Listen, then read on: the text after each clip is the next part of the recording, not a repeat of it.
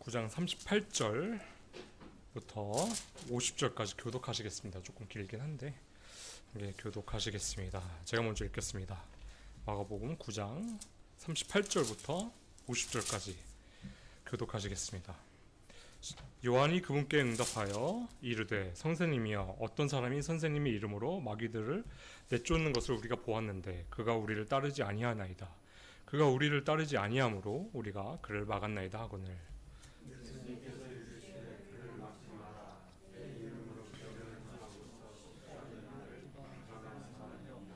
우리를 반대하지 않는 자는 우리 편이니라. 너희가 그리스도에게 속하였으므로 내 이름으로 너희에게 마실 한 잔을 주면 진실로 내가 너희에게 이르노니 그가 자기 보상을 잃지 아니하리라. 또 누구든지 나를 믿는 이 작은 자들 중에 하나를 실족하게 하면 차라리 연자맷돌을 목에 매달고 바다에 빠지는 것이 그에게 더 나으니라. 손이 너를 실족하게 하거든 그것을 찍어내버리라. 불구가 되어 생명에 들어가는 것이 두 손을 가지고 지옥에 결코 꺼지지 않을 불 속에 들어간 것보다 내게 더 나으리니 거기서는 그들의 벌레도 죽지 아니하고 불도 꺼지지 아니하느니라. 찍어내어 버리라. 절뚝거리며 생명에 들어가는 것이 두 발을 가지고 지옥에 결코 꺼지지 않을 불 속에 던져진 것보다 내게 더 나으니 거기서는 그들의 벌레도 죽지 아니하고 불도 꺼지지 아니하느니라. 만일 내 눈이 너를 시축하게 하거든 그것을 빼어내어버리라.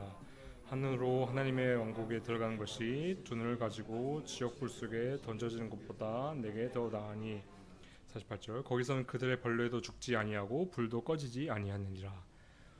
밤마다 소금으로 젖을 것이기 때문이라. 함께 읽으시겠습니다.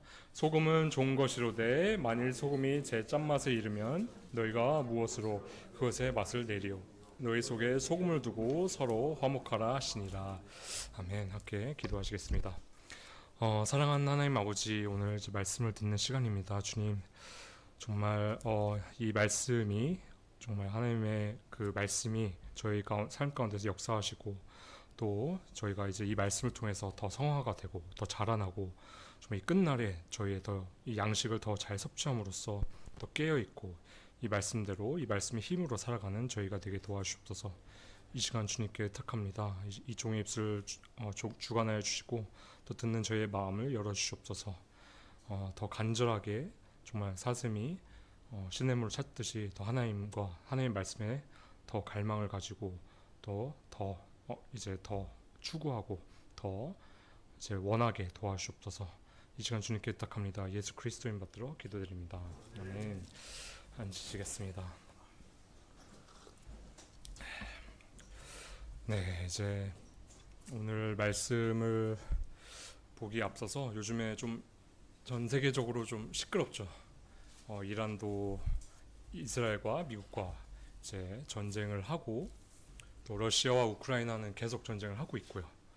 그리고 이제 이 이란 전쟁을 통해서 다른 이제 주변 국가들도 아랍 국가들도 이제 참전을 하고 또 이제 폭격을 받고 이제 어지러운 상황인데 이 상황을 보면서 참 끝날도 가까우지만 또 다른 측면에서는 보이지 않지만 저희도 영적인 전쟁을 계속 하고 있잖아요, 그렇죠? 내면에서도 그렇고 외적으로도 그렇고 항상 하는데 우리의 영적 전쟁 또 우리의 삶 가운데서도 우리는 이 말씀을 보시면 알겠지만 중간지대가 없더라고요. 첫 번째는요, 하나님의 편이냐 아니냐더라고요. 하나님의 편이냐, 나는 지금 누구 편에 서 있냐라는 좀 질문을 스스로 던져보게 됩니다. 그래서 간혹 이제 저는 생각으로 믿는 자와 안 믿는 자 그리고 약간 좀 애매한 자라고 해서 약간 그렇게 나뉠 줄 알았거든요, 세상에서도. 근데 하나님 입장에서 그게 아니더라고요. 딱 하나님의 편이냐 아니면 하나님을 대적하는 자들이냐라는 이제 부분에서 좀 묵상을 하게 되기도 하고 또 성경에서도 그렇고 계속 쭉 역사 가운데서도 그 두 무리가 항상 싸운 것을 보게 되잖아요. 영적으로도 계속 싸우고 또 이제 내가 정말 어느 편에 서 있고 이것도 정말 중요하고 내 삶도 구원받은 사람도 나중에 보시면 아시겠지만 구원받은 사람들도 간혹 하나님을 적대하는 편에 좀 설 때가 있더라고요. 그렇게 될 수도 있고. 그래서 그런 것들을 좀 함께 살펴보면서 나는 지금 어떻게 보면 더 끝날일수록 내가 사실 그 흔히 말하는 세상 말에는 약간 줄을 잘 타야 된다고 하잖아요. 그렇죠. 우리가 구원 받음으로써 하나님의 편에 서 있긴 하지만 내 삶 또한 이렇게 하나님의 나라와 그런 왕국과 의에 좀 태클을 거는 사람인지 아닌지 좀 함께 이 말씀을 통해서 좀 보도록 하겠습니다. 먼저 이 38절을 보시면요. 38절을 보시면은 누가 나오죠? 요한이 이제 예수님께 여쭤봅니다. 어떤 사람들이 선생님의 이름으로 마귀들을 이제 내쫓고 그리고 이제 능력을 행하고 있는데 그가 우리를 따르지 하는데 이제 우리가 그래서 그를 막았다고 하거든요. 근데 여기서 조금 우리가 좀 거슬린 표현이 있어요. 어떤 게 있을까요? 그냥 넘어갈 수도 있는데 이 요한의 표현이 약간 우리가 흔히 빠지는 실수이기도 하고 우리가 흔히 저지른 실수 또 이제 죄이기도 한데 어떤 게 있을까요? 이 요한이 말한 것 중에 그렇죠? 어떤 사람이 선생님의 이름으로 마귀들을 내쫓는 것을 우리가 보았는데 그가 누구를 따르지 않는다고 하죠? 우리를 따르지 아니하므로 또 우리가 그를 막았나이다 하거늘 라고 합니다. 이게 왜 좀 거슬리죠? 원래 좀 공식적으로 또 이제 영적으로 또 건강한 표현은 뭐일까요? 그렇죠. 이 사람들이 왜 요한을 따르지 않는다고 해요? 요한이 한 게 뭐가 있죠? 한 게 아무것도 없거든요. 예수님께서 부르시고 제자를 부르시고 또 심지어 이 능력들로 다 주님께서 주실 건데 요한은 이 사람들이 주를 따르는 우리도 아니고 주를 따르지 않습니다 아니고 우리를 따르지 않는다고 합니다. 약간 본인이 거기에 약간 동조한 것처럼 그렇지 않나요? 그래서 이걸 보면서 요한도 이때 이제 사도 요한도 좀 그런 오류에 빠졌구나. 처음에는 구원받고 이제 구원의 감격이 있겠죠. 구원이 감격이 있고 또 이제 살아가면서 예수님의 능력, 하나님의 능력을 계속 이제 맛보고 계속 이제 하나님의 능력으로 살아가는데 어느 순간 착각을 하게 됩니다. 그동안 내 능력으로 잘 살아왔어. 내가 영적으로도 잘 하나님의 능력으로 살았어가 아니라 내가 하나님을 위해서 열심히 잘 살았어 라고 하는 것을 대부분 많은 사람들이 그렇게 되더라고요. 그렇지 않나요? 이제 우리가 알아야 되는 것은요. 구원의 은혜에 우리가 우리가 기여를 한 게 있나요? 우리가 기여한 것은 어떤 분이 그러시더라고요. 우리가 기여한 것은 우리는 그냥 난장판으로 그냥 자기 마음대로 산 거 말고는 아무것도 없다는 거예요.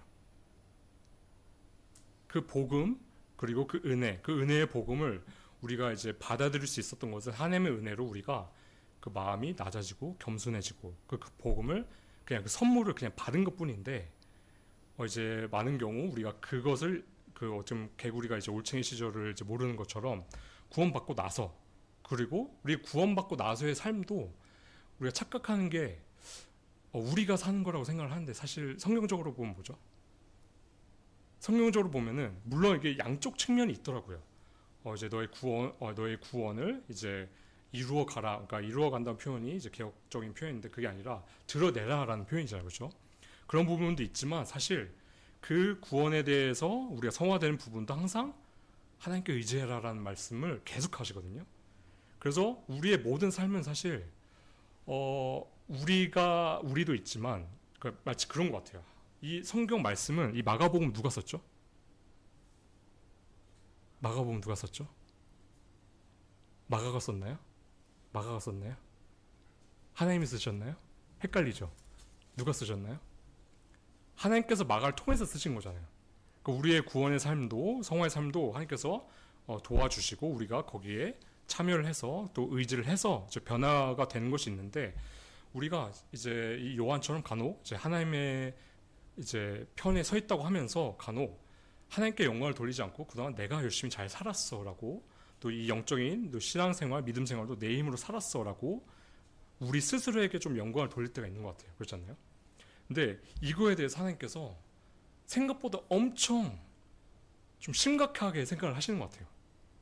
하나님께 영광을 돌리지 않고 내가 잘 살았고 내가 내 능력으로 하나님의 말씀도 잘 살았어가 스스로한테 영광을 돌리는 것이 하나님 입장에서 그게 생각보다 큰 죄더라고요.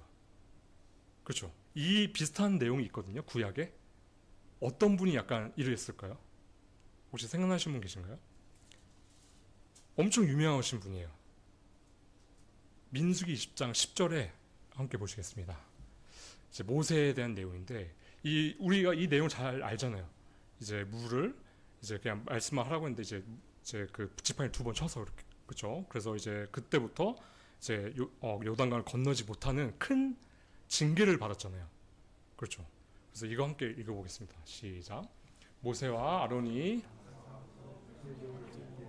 그가 그들에게 이르되 반역자들아 이제 들으라 우리가 너희를 위하여 이 반석에서 물을 내야만 하랴 하고 이거 혹시 다들 캐치를 하셨었나요?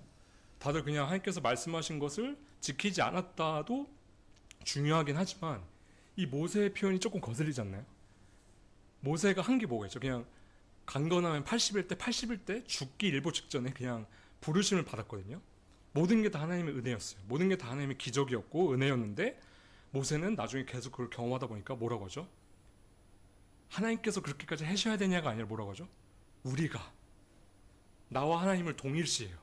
그동안 내가 만나를 내리게 했고 그동안 내가 물을 내게 했고 그리고 이번에도 내가 물을 내야 된다라는 내야 되겠느냐라고 하거든요. 그래서 이 말씀을 보면서 요한도 그렇고 우리가 자주 빠질 수 있는 것은 하나님의 그 능력과 또 하나님의 은혜를 우리가 살아가고 있는데 간혹 우리는 그것을 망각하고 그리고 내 힘으로 살아가려고 하고 내 힘으로 그동안 살아왔고 내 힘으로 열심히 잘 지금까지 왔다라는 좀 착각을 할 때가 있거든요.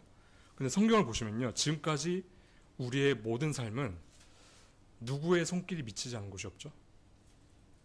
주님. 그래서 이제 그 은혜란 찬양이 있듯이 이제 모든 것이 지금까지 누렸던 모든 것들이 하나님의 은혜라는 게 우리가 좀 알아야 될 필요가 있는 것 같아요. 이 시편 115편 3절도 그 어떻게 보면 하나님의 그런 은혜에 대해서 잘 알 수가 있는데 함께 읽어보겠습니다. 시작. 오직 우리 하나님은 하늘들에 계시며 무엇이든지 친히 기뻐하시는 일을 다 행하셨도다. 그러니까 하나님께서는 무엇이든지 하나님께서 그동안 우리의 삶 가운데서 그 주권적으로 그 하나님께서 기뻐하시는 일을 다 이루어졌고 또 참삼마리도 늘 말씀드리지만 다 하나님의 뜻 가운데 또 떨어져야 되고 그래서 우리가 누리는 먹고 살고 마시고 또 이제 지내는 집이 있는 이 모든 것들이 하나님의 은혜 가운데 있다고 그리고 하나님께서 주셨다고 또 우리가 일할 수 있는 힘과 또 이제 다닐 수 있는 건강을 허락하여 주신 분도 하나님임을 우리가 좀 망각해서는 안 될 것 같아요. 또 우리가 지금까지 간혹 우리가 지금까지 이루어놨던 또 그동안 살아왔던 모든 것들이 좀 내 힘으로 살았다고 좀 생각할 때가 많은데 사실 아니더라고요. 그렇죠? 내 힘으로 했다고 생각을 하지만 사실 지나고 보면 하나님께서 보호해 주셨구나. 하나님께서 채워주신 것들을 계속 그 고백을 하게 되잖아요. 그렇죠? 그래서 그런 부분들을 우리가 조금 이 요한처럼 또 이 모세처럼 좀 망각하고 또 하나님의 진노를 사는 일이 좀 없었으면 좋겠습니다. 그런데 이제 우리가 좀 이거는 우리가 또 확실하게 알아야 되는 것은요. 또 오늘 주제 또 제목 말씀처럼 하나님의 편에 있느냐 아니냐의 좀 기준에 대해서 좀 살펴보고 싶어요. 내가 하나님의 편에 있느냐 아니면은 하나님을 적대하는 위치에 있느냐에 대해서 좀 살펴보고자 하는데 39절과 40절 함께 읽어보겠습니다. 39절과 40절 함께 읽어보겠습니다. 시작. 네, 그를 막지 말라. 내 이름으로 기적을 행하고 쉽사리 나를 비방할 사람이 없나니 우리를 반대하지 않는 자는 우리 편이니라. 그렇죠. 첫 번째, 이상하게 하나님께서는 이 예수님께서 이제 확실하게 이제 하나님의 편에 있는 사람과 아닌 거에 그 기준을 이제 말씀을 해주시는데 먼저는요. 첫 번째 특징은요. 우리를 반대하지 않는 거. 우리를 반대하지 않는 거에 있어서 하나님의 사역을 회방 놓지 않는 것만으로도 하나님께서는 그래 그건 내버려 둬라라고 합니다. 이 말을 약간 또 비슷하게 누가 했거든요. 혹시 기억나시나요? 신약에 좀 비슷한 케이스예요. 뭔가 조금 하나님이 일을 하는 것 같은데 좀 의도가 좋지 않은 상황에서 하거든요. 그런데 누군가가 그렇게 얘기를 합니다. 괜찮다. 어차피 이게 하나님의 나라의 확장이 되고 복음이 전해지기 때문에 그걸로 괜찮다라고 하는 그 구절이 생각나시나요 혹시? 그렇죠. 빌립보서 1장 18절인데 빌립보서 1장 18절을 보시면은 약간 좋지 않은 의도로 좋지 않은 동기로 복음을 전합니다. 그런데 우리 같으면 뭐야 저 완전 이기적인 의도로 하나님의 일에 참여를 하네라고 생각할 수가 있잖아요. 근데 사도 바울은 내버려둬라. 이러나 저러나 이 복음이 펴지는 것이 아니냐라고 하면서 내버려두라고 하거든요. 그래서 좀 이걸 보면서 간혹 좀 그런 생각이 들더라고요. 우리가 이제 확실한 교리와 복음을 갖고 있기 때문에 간혹 이제 그럴 수가 있어요. 물론 그 사람을 걱정하는 마음에서 그럴 수도 있지만 약간 다른 교파나 이런 부분에 대해서 좀 많이 비판적일 때가 있잖아요. 그렇죠? 그런데 하나님의 입장에는 약간 그럴 수가 있는 것 같아요. 우리는 그들의 교리와 뭐 복음이 없는 것은 확실히 문제가 되지만 약간 다른 교리를 가지고 있는 것에 대해서 크게 뭐라고 할 때가 많은데 사실 하나님의 입장에서는 만약에 이 예수님의 입장, 오늘의 입장을 보면은 이러나 저러나 사실 그들을 통해서도 복음이 전해지기도 하잖아요. 그렇지 않나요? 다른 교파에서도 확실히 복음을 이제 배우고 사형리라고 하면서 그것을 받아들이고 또 구원받게 하는 그 역사들이 있기 때문에 우리가 그들을 걱정하는 마음에서 예를 들어서 그 교리적인 걸 뭐 교정해 줄 수는 있겠지만 어떻게 보면 하나님 입장에서는 우리가 그들을 너무 막 배척하고 아예 그냥 사역을 안 해야 된다라고 하는 것까지는 하나님 입장에서는 그건 아닐 수가 있다는 거죠. 그렇게 생각하지 않으시나요? 어쨌든 확실히 그들을 통해서도 복음이 물론 많이 복음을 모르는 곳에서는 그게 아니겠지만 교리가 다르더라도 우리와 함께 하지 않더라고 하더라도 그들을 통해서 복음이 전해지기 때문에 우리가 예를 들어서 사역을 아예 막 막거나 하면 안 된다라고 좀 하면 안 된다는 거죠. 그렇죠? 또 두 번째는요. 이게 조금 특이한 것 같아요. 예수님께서 이 말씀을 하시는데 어떤 게 있죠? 또 한 가지 특징은 그를 막지 말라 내 이름으로 기적을 행하고 쉽사리 뭐라고 하죠? 나를 비방할 사람이 없다는 거예요. 그래서 하나님의 편에 서 있는 사람은 첫 번째는 하나님의 사역을 회방하지 않는 것과 또 하나는 하나님이 욕하지 않는 거예요. 좀 약간 특이하잖아요. 이런 생각을 해보셨나요? 하나님이 욕하지 않는 것인데 이게 좀 어떤 생각이 드냐면요. 구원받은 또 하나님의 편에 서 있는 사람 중에 이제 특징 하나는요. 하나님을 저주할 수가 없어요. 들어보셨나요? 이 교리를? 구원받은 사람이 하나님을 저주할 수 없다는 게 고린도전서 12장 3절에 나오거든요. 고린도전서 12장 3절 함께 읽어보겠습니다. 함께 읽겠습니다. 시작. 그러므로 하나님의 영으로 말미암아 말하는 자는 아무도 예수님을 저주받은 자라 하지 아니하고 또 성령님을 말미암지 않고서는 아무도 예수님을 주라고 말할 수 없느니라. 뭐로 되어 있죠? 하나님의 영으로 말미암아 말하는 자는 아무도 예수님을 저주받는 자라 라고 할 수가 없어요. 예수님에 대해서 그렇게 저주받는 자라고 욕을 하거나 또 폄하를 할 수 없는 것인데 우리가 간혹 그냥 그럴 때가 있잖아요. 구원받아도 이제 성숙하지 않았을 때 하나님을 좀 원망하게 될 때가 있지 않나요? 뭔가 내 뜻대로 되지 않을 때. 다들 한 번도 없으신가요? 믿음이 어렸을 때 항상 주 뜻대로 하옵소서라고 이제 태어나자마자 응이응이 하는데 주 뜻대로 하옵소서라고 하시는 분들도 계시겠지만 대부분은 많은 경우 이제 믿음이 점점 성장해야 되는데 그러지 않았을 때 원망을 할 때가 있는데 사실 다행히 그런 것들은 포함이 되지 않더라고요. 이제 한두 번 그럴 수 있는 것은 이 원어를 보면 좀 현재형이에요. 지속적으로 끝까지 계속 하나님을 저주하고 폄하하고 그럴 수 없다는 것이거든요. 그래서 이제 하나님 편에 서 있는 서 있는 자들은요. 지속적으로 하나님에 대해서 안 좋게 생각하거나 이제 좀 그런 어떻게 보면은 좀 폄하하거나 저주를 할 수가 없다는 건데 간혹 이제 로마서 8장 7절 보면은 우리의 육신이 하나님을 대적한다고 하잖아요.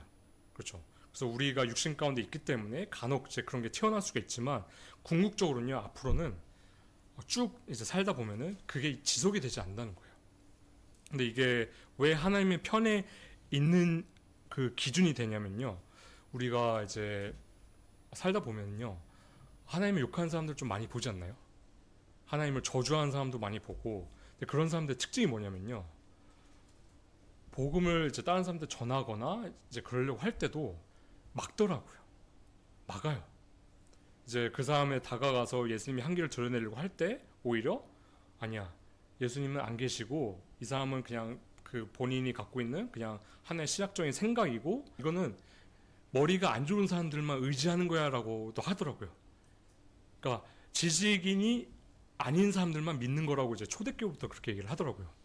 그렇게 폄하를 한 사람들이 있는데 사실은 우리가 또 이제 복음을 저도 이제 신학교 때 복음을 전할 때 보면은 이상하게 그냥 뭐 복음을 전할 때 그냥 지나가면 되거든요. 근데 굳이 와서 하나님을 욕하고 성경을 욕하고 너 이거 이 사람 믿지 마, 말한 거 하지 마, 경찰한테 신고할 거야라고 하면서 태클 거는 사람들이 많더라고요. 그런 걸 보면서 하나님의 사역을 회방 넣는 것과 하나님을 욕하는 게 그 마음적으로 중간에 보면은 그게 동기가 확실해. 그냥 육신에 속한 아담에 이제 속한 거듭나지 않은 그냥 죄인들은 하나님을 늘 대적하게 돼 있더라고요. 마음으로나 아니면 이제 생각으로나 늘 대적을 하는데 이제 우리가 그래서 어떻게 보면 스스로 그런 생각이 들더라고요. 우리가 지금 믿음 가운데 있는 거에 대해서 좀 생각을 해볼 때 내가 약간 하나님에 대해서 어떤 마음을 가지고 있느냐도 좀 살펴볼 필요가 있는 것 같아요. 사실 구원받은 사람들 신기하게 저도 경험을 하는 게 이상하게 보이지 않는 하나님을 계속 사랑하고 따르고 싶은 마음이 계속 든다는 게 좀 신기하더라고요. 그 전에는 그런 생각이 전혀 없었고 하나님을 믿는 사람들에 대해서 약간 좀 약간 광신도 같이 느껴지고 이 사람들 좀 이상해라고 생각할 때가 있었거든요. 막 찬양 부르고 이럴 때도 좀 약간 이상한 사람 같이 보이더라고요. 구원받지 않을 때는. 왜냐면 보이지 않는데 그리고 하나님이라고 하는 분이 계시고 그 사람을 위해서 막 열정적으로 막 찬양 드리는 모습이 육신에 속할 때는 이상해 보이고 그리고 이제 오히려 그런 거에 대해서 약간 반감이 들기도 하더라고요. 근데 이상하게 구원받고 나서는 하나님의 편에 서게 되고 나서는 그런 것들이 다 이해가 되고 내가 더 하나님을 사랑하고 더 뜨겁게 찬양 드리고 싶은 그 마음이 생긴다는 것이죠. 그리고 말씀을 사모하고 계속 보게 되지 않나요? 그렇죠? 더 알고 싶고 그렇죠? 더 묵상을 하게 되고 그런데 이제 그래서 우리가 이런 부분들을 보면 내가 하나님 편에 서 있냐라는 것을 이제 볼 때 내 마음 속에 일어나는 것들을 좀 살펴볼 필요가 있어요. 물론 육신적인 게 튀어나와서 그거에 반한 것이 있을 수도 있지만 또 성령님 충만할 때 우리 모습을 보면은 완전 다른 모습이잖아요. 하나님을 사랑하는 마음이 들고 따르고 싶은 마음이 들고 뭔가 의지하고 싶은 마음이 들고 이런 것들이 있는지 좀 살펴볼 필요가 있습니다. 근데 우리가 알아야 되는 것은요. 믿어도 구원받아도 간혹 이제 로마서 말씀처럼 우리가 육신을 갖고 있기 때문에 약간 대적할 때가 있어요. 그 전형적인 예가 누구죠? 아주 유명하죠. 자주 그 복음서에서도 받고 그랬는데 갑자기 내가 죽어야 된다고 했는데 너희를 위해서 내가 죽어야지 모든 사람들이 사는데 대속이 이루어지는데 그걸 막는 사람이 있습니다. 누구죠? 베드로죠. 네. 그 베드로도 보시면은 정말 믿음의 사람이었는데 그 바로 직전에 믿음의 사람이었는데 갑자기 예수님의 그 사역에 태클을 이제 걸려고 합니다. 주님 그러면 안 됩니다. 아주 꾸짖었다고 하죠. 그런데 예수님께서 돌아가셔야지 완전한 이제 그 사망을 이겨내고 죄값이 우리가 치러지고 또 그 부활하심으로써 우리가 부활에 참여함으로써 우리도 부활할 수 있는 그 기회가 생긴 건데 만약에 베드로가 그걸 굳고 말려서 못 죽겠으면 우린 다 지옥에 가는 거죠. 죄값이 용서가 안 되잖아요. 그래서 이런 걸 보면서요, 우리도 정말 믿음 가운데 있음에도 불구하고 간혹 우리의 육신적인 것 때문에 하나님의 일에 또 하나님의 영광에 우리가 누를 끼치고 또 태클을 걸 수가 있다는 것을 좀 조심할 필요가 있을 것 같아요. 그렇지 않나요? 그래서 이제 또 다른 부분은 이제 우리가 이 부분을 통해서 알아야 되는 것은 이 사람들이 예수님의 이름으로 막 능력을 펼치고 그랬지만 우리 다른 말씀을 보면은 꼭 그렇다고 구원받은 것은 아니죠. 이제 마태복음 7장 21절 23절 유명한 말씀이죠. 주님의 이름을 막 이름으로 막 능력을 행하는데 예수님께서 나중에 그 사람들을 보고 난 너희를 도무지 알지 못한다라고 이제 하는 부분이 있는데, 그래서 이 모든 부분들을 생각해 보면요, 내가 하나님의 편이냐, 지금 당장 편이냐 아니냐의 기준은 먼저 하나님을 위한 그 마음에 대해서, 내가 하나님을 사랑하는 마음이나 하나님을 따르고자 하는 마음이나 하나님을 찬양드리고자 하는 마음, 그 성령 충만했을 때 나오는 그 열매들이 있느냐 없느냐인 것 같아요. 말씀에 대한 갈망이나 또 기도하고자 하는 마음이 성령 충만함을 통해서 내가 나왔을 때 내가 하나님의 사역을 더 해방하지 않고, 또 베드로도 사실 성령 충만했으면은 이러지는 않았을 것 같아요. 그렇죠? 이때 당시에 성령께서 이때 당시에는 그 사역 방법이 달랐지만 지금으로 따지면 베드로가 정말 성령 충만했다고 하면은 깨달았겠죠. 주님께서 그러실 만한 이유가 있겠구나 하고 그냥 오히려 더 기도를 했을 것 같긴 하거든요. 그렇죠? 그래서 이런 부분들을 조금 우리가 주의를 했으면 좋겠습니다. 그리고 또 하나님 편에 속한 사람들은 우리가 알아야 되는 것은 41절을 보시면요, 어떤 게 있죠? 41절, 누구든지 너희가 그리스도에게 속하였으므로 내 이름으로 너희에게 마실 물 한 잔을 주면 진실로 내가 너희에게 이르노니 그가 자기 보상을 잃지 아니하리라 라고 하거든요. 그래서 뭐죠? 하나님 편에 속한 사람은 특이하게 저도 그렇고 느끼는 게, 뭔가 그 우리 성도님들이나 또 믿는 사람들은 내 편 같아요. 그래서 더 뭔가 챙겨주고 싶어요.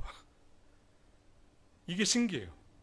보통은 이제 세상 가운데서 보면은 맞든 안 맞든, 물론 세상 가운데서 보면 자기한테 맞는 사람이거나 가족들한테만 좀 더 사랑을 베풀고 하잖아요. 근데 믿는 순간 이상하게 믿는 사람한테 뭔가 좀 더 떡 하나 더 주고 싶고 뭔가 더 기도를 해주고 싶고 그런 게 있거든요. 근데 이게 성경적인 거예요. 어떤 사람들은 믿지 않는 사람들은 똑같이 해야지라고 하는데 그게 아닌 말씀이 있거든요. 뭐죠? 갈라디아서 6장 10절입니다. 갈라디아서 6장 10절 함께 보시겠습니다. 시작. 그러므로 믿음의 집안에 속한 자들에게 할지니라. 그렇죠. 물론 모든 사람에게 선을 행해야 되지만 우리가 더 교회 식구들한테 더 베풀고 더 기도해주고 더 사랑하는 마음이 있는 것이 어떻게 보면 우리가 하나님의 편 안에 서 있는 거로 우리가 생각을 할 수가 있거든요.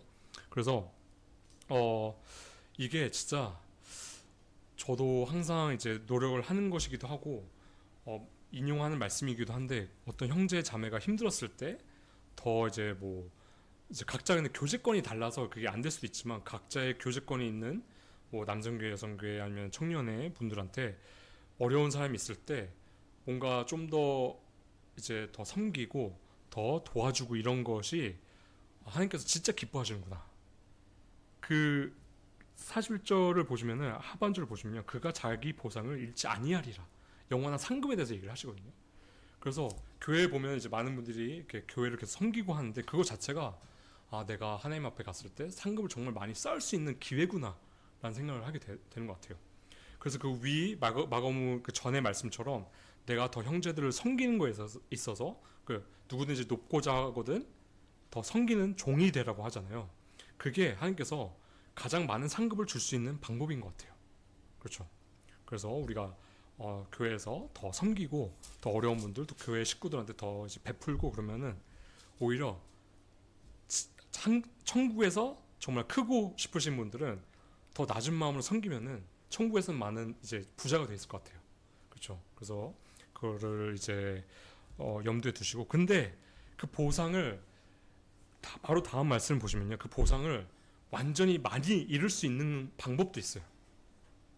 이렇게 생겼더라고요. 돌인데, 그렇죠. 그걸로 이제 목에 매달고 이제 물에 빠지면 사실 무조건 죽는 거예요. 보니까 살아날 방법이 없어 보이더라고요. 찾아보니까, 그림을 찾아보니까. 그래서 이 말씀 뭐냐면 실족한다는 그 원어를 보면은 원어가 뭔지 아시나요? 스캔달론, 뭐랑 좀 비슷하죠? 스캔들이랑 비슷하잖아요. 이게 보니까 더 함정 같은 거예요. 그 스캔들에 빠지면 그 사람이 완전 덫에 걸려버리잖아요. 그래서 사람들이 그 사람들을 이제 안 좋게 보고 이제 그렇게 하는 게 있는데, 함정에 빠뜨리고 이제 덫에 걸린다는 것은 또 다른 말로 보면은 그 그리스도인이, 같은 이제 동료 그리스도인 또 이제 형제 자매가 첫 번째는 죄짓게 하거나 죄를 짓는 덫에 빠지게 하거나, 두 번째는 다른 부분도 있더라고요. 이제 마음이 무너지게 하는 거. 정말 그냥 말 그대로 실족하게 하는 거예요. 계속 그 사람이 나 때문에 실족하게 되면은 나 때문에 묶이는 거잖아요. 생각들이 저 사람 미워하게 되고, 그러니까 이제 실족하는 것의 전형적인 패턴을 보면요, 그 사람한테 실족을 하게 되면은 그 사람에 대한 미운 마음이 생기더라고요. 근데 그게 더 무서운 게 뭐냐면 그 사람에 대해서 미운 마음이 생기면은 그 사람과 하나님과의 관계도 무너지더라고요. 그렇지 않나요? 내가 누군가를 미워하고 계속 안 좋은 마음이 있으면은 예배를 드려도 쓴뿌리 때문에 예배도 잘 못 드리게 되고, 그리고 하나님과의 그런 예배 관계에 있어서 완전히 무너지게 된 것을 보거든요. 물론 어떤 분들은 좀 그래요. 어떤 분들은 너무 잘 실족하시는 분들이 계시긴 해요. 그러니까 어떻게 보면은 그분들에서 저도 그랬고 어렸을 때도 그랬고 그랬는데, 너무 어떻게 보면 그분이 좀 가시가 많거나 상처가 많거나 아니면 좀 많이 다듬어져야 되는 분들이 오히려 사상권권 좀 실축하는 부분들이 있는데, 그거 말고 실제로 나의 죄된 모습, 나의 약간 좀 약간 부족함은 누구나 있지만 내가 정말로 말씀에 반하는 그런 죄된 행동을 했을 때 그것을 보고 넘어진 것을 보잖아요.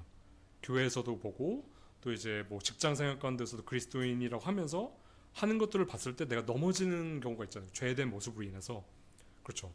그런 부분에 대해서 좀 넘어진 걸 봐야 될 것 같아요. 왜냐면은 어떤 분은 정말 맞춰줄 수 없을 정도로 잘 넘어지잖아요. 근데 그런 것보다는 내가 정말 하나님 앞에서 말씀 안에서 정말 죄를 지어서 그 사람을 넘어지게 했을 때, 또 그 사람이 계속 나를 통해서 실축해서 하나님과의 예배 관계와 하나님과의 지속적인 인격적인 관계에 있어서 문제가 생겼을 때, 그랬을 때는 하나님께서 그거에 대해서 엄청 좀 큰 좀 죄로 보신다는 거예요.